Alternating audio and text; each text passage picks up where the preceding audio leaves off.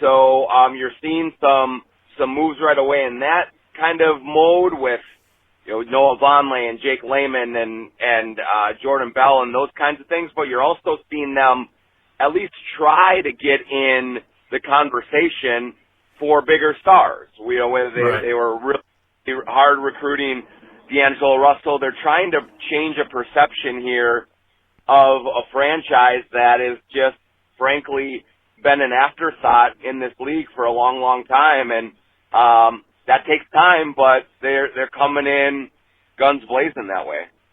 Last thing on the Summer League, and then I do want to get into the offseason. I want to touch up on Russell and maybe a little Westbrook too.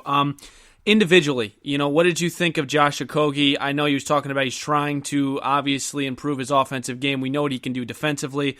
Keita Bates-Diop, and then also Naz Reid, my guy, who's from Asbury Park, with 15 minutes up the road, went to Roselle Catholic. Just touch up on those three guys really quickly and what you thought of them. Yeah, sure. I like it when you see a guy like Josh Okogie who played big minutes last year, who had a significant role in the team, still show up for Summer League in his second year. He plays so, and he doesn't have an ego, and so you look at that, and that's only going to help him. I think he's still working on his offensive game, especially from a shooting standpoint, but defensively, he's all the way there. He can be an impact player on that end of the floor right away. I do like how he passes the ball as well. He sees the floor. He gets other people involved. And I think, if he can take the next step as a shooter, he can go from a rotation player into a starting caliber player very quickly. And so encouraging there. Keita Bates-Diop has had a very good Summer League. He just looks like a player that's going to be in the league for 12 years. And with where this league is going, wings, meeting guys who can play multiple positions, who can defend.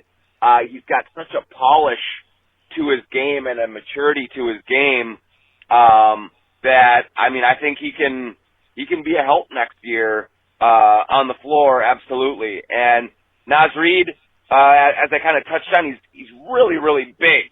Like, as you know, Steven, yes. He's a huge man. Great feet. He's been playing with a foot injury that's held him back a little bit. So he's a little out of shape, but can shoot the three. Can shoot the three like he's a guard. His great touch. His great.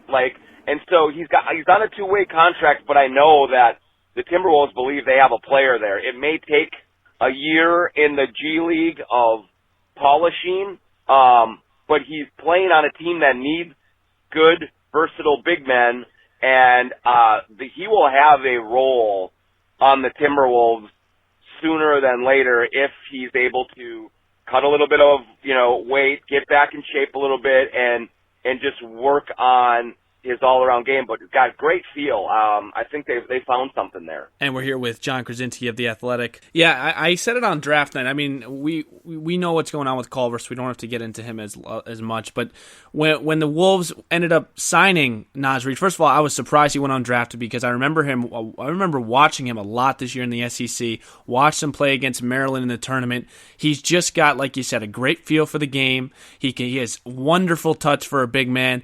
And he's got great footwork, and the guy is huge. He's a monster. He looks like a football player out there. So he's definitely got some potential, and we'll keep an eye on that. Let's shift towards the offseason really quick.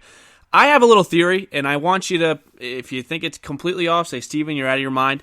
D'Angelo Russell, it seemed like it was a signed, nothing was going to happen. Like, he was dead set on the Wolves. Towns goes on Instagram, puts up a story of saying loading, which is his catchphrase, whatever you want to call it. Do you think that the Jimmy Butler drama and the way that ended, the way he kind of badmouthed the Timberwolves, do you think that affected D'Angelo Russell not signing with the Wolves? No, I don't think so, Steven. I know that D'Angelo and Towns are close, and I know that he was very interested in coming here. I think that he believed for quite a while that this was going to be where he ended up. I think two things happened. One is, the free agency opened on that Sunday at such an unbelievable breakneck pace. I mean, you got people signing deals just immediately left and right. And so there was a frenzy there that I think put pressure on some players to get the money while it was available. The Wolves were just waiting for Russell to say, yes, I want to come here, so go ahead and make whatever moves you have to make to get it done. But there was still a scenario where they would have had to make a few moves to unload the money to make it happen. And while the Wolves were saying all the right things and saying, yes, D'Angelo, we can do it, it's no problem, we'll make it happen, there was still would have been a slight leap of faith. Okay, if I'm going to do this, get it done, and what happens if one of those deals fell through?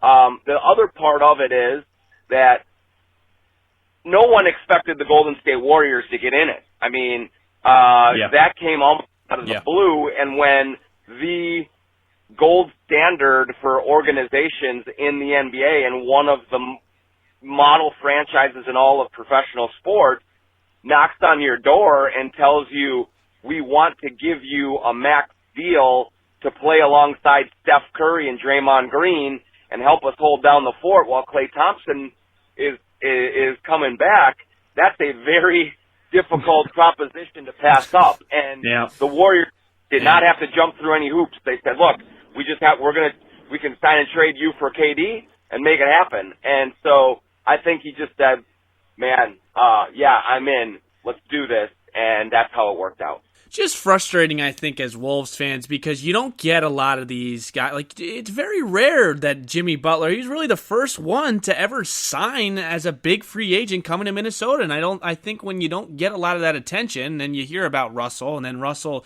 seems like all signs are pointing towards signing with the Wolves. Then he just goes to the Warriors. Yes, I understand, but it hurts as a fan base. Awesome job today, John. Thank you so much, man, for giving me the time. John Krasinski, senior writer for The Athletic. You can follow him on Twitter at John Krasinski. Thank you so much, man, for giving me the time, and have a good one. Thanks for having me, Steven. Good spot by John. Believe it or not here, football is right around the corners, ladies and gentlemen. I know it feels like it's been and it has been a long offseason for us Viking fans. But training camp for rookies report I know the Arizona Cardinals have them going July 17th. So that is only a few days away here.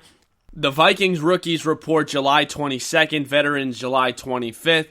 So the Vikings are going to obviously start training camp in about a week and a half. 2 weeks if you want to call it. So it is very exciting right now. Year 2 of the Kirk Cousins operation.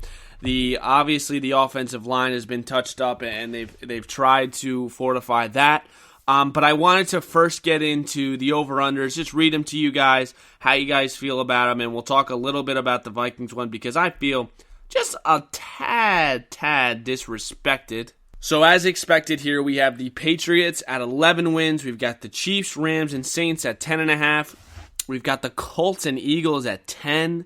We've got the Chargers at 9.5. Then we've got about 6 teams tied for 9. Bears, Browns, Cowboys, Packers, Vikings, Steelers.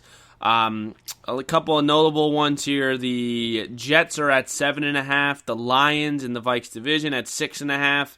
You've got the Giants, Raiders at 6, and then you got the Cardinals and Dolphins at 5. Here's my first thing, man. 9 is very, very low, and just in my opinion. The Vikings, I think we all can agree, had a more than disappointing year. I mean, there were so many games where you thought, they could have beat the Saints. They could have beat the Packers in overtime. They could have beat a couple of these other teams. They still finished with 8 wins, 8-7-1, and that is a horrendous season. One of Mike Zimmer's most disappointing. But that was a really tough season. And for me to think, okay, are they going to have that type of season again? Are they only going to win 8 games, 9 games next year? I mean, I think you're nuts. I mean, I think the over is a lock, man. That's why I'm telling you guys, I just feel a little disrespected as a Viking fan. And I feel like Vegas didn't do their homework here. And I'll tell you why. how big are trends now in sports? Everyone wants to be an analytical guru, right? And these are simple stats I'm about to read you. It's been a trend here in the Mike Zimmer era to have a phenomenal year and then a disappointing. Phenomenal, disappointing. I mean, let's just read here. Zimmer's first year with the Vikings, he goes 7-9. You expect that. First year, 7 wins, it's actually kind of decent. The next year, 11-5, and you win the division. The following year, average, 8-8. The following year after that, 2017, 13-3, division champs, NFC Championship. What do you think comes next? 8-7-1. Do I need to answer the next question here on what I think 2019 will bring? This is simple math, guys. It has been double-digit wins after an average year. I was surprised. I thought they would have put it at 10, and if they would have put it at 10, I would have been a little more hesitant. But I am jumping all over this over 9 with the Minnesota Vikings. That's easy money. We call that in the legal gambling states of New Jersey, we call that free money, easy money, Minnesotans. And I know you guys don't have legal sports betting out there, but I'm telling you one thing. I will be the first guy at Monmouth putting down my money for the Vikings to win over 9 games. I'll read you the schedule really quickly, and we'll do a every time I do this, I end up having the Vikings at like 14-2. But I'm going to be as honest as I can with you guys, okay? Week number 1, home against the Falcons. Got to win. That's 1. At Packers. Unbiased Steven, we'll give that a loss. Home against the Raiders. That's 2 wins. At Chicago. That's a loss. At the Giants. Got to be a win. 3. Home against the Eagles, tough, but gonna give them a win, 4-2. At the Lions, should be 5-2. Home against the Redskins, should be 6-2. At the Chiefs, 6-3. At the Cowboys, 6-4. Home against the Broncos, 7-4. At Seattle, I personally think I've had this game marked down for a while now. I want Seattle. That is a revenge game for the Vikings. They should have won last year. They played so putrid, the offense. They could not move the ball. It was a rainy night in Seattle. I remember that was a night game. I think it was Monday night. That is a revenge game. That's 8 wins. Home against the Lions is 9. And then at the Chargers, home against the Packers, home against the Bears. They're going to lose against the Chargers, but they should beat the Packers and the Bears at home. They should not lose more than 2 home games. I personally, I think, if you're the Vikings, that sends them at 12-4. That's just my first glance. Obviously, things can change. That's first glance here. And I'm not saying, I when I look at these games, right, I'm looking at them at a brief, and we have no idea. Mahomes could be hurt by the time the Vikings play the Chiefs on November 3rd. The Cowboys, who I think had a fluke year last year, that looks like a tough game right now. You don't know what it end up being. And there's going to be some surprise teams. The Raiders, you never know. The Raiders can end up being a pretty good team. The Lions, I think a lot of people like the Lions this year as a sleeper. They added a good tight end, Matt Stafford, and a huge year for him. Patricia's second year. I think there's a lot of teams on here that are either, you're going to be disappointed in or you're going to be surprised in the good way. So this is just at a first glance. But I think that the Vikings at 9, man, I think that's a lock. I think that when you look at this team, you looked at a team that knew what they did wrong, and that's the biggest problem, right? Identifying the problem and admitting you have one. This is like UYTWNGEA. Understanding your team was not good enough, Anonymous. So I think that they went out and they obviously drafted Garrett Bradbury, the center from NC State. I think he's really going to help that line. He's going to be able to move Pat Eflon to his normal position. I think that a huge part of this season, which I know a lot of people saying it's been almost every year now, is Dalvin Cook. They have to be able to run the ball this year. I think that Gary Kubiak is going to help that tremendously. He's going to push it. He knows that Kirk Cousins is tremendous in the play-action game. So they're going to be a run-first team, in my opinion, which is going to take away some of the reps and catches and numbers from Thielen and Diggs, but those two do not care. They've never been numbers guys. They just want to win. And then I think defensively, I think defensively, they had a really disappointing year for them. And I know towards the half of that season, the second half of that season, they were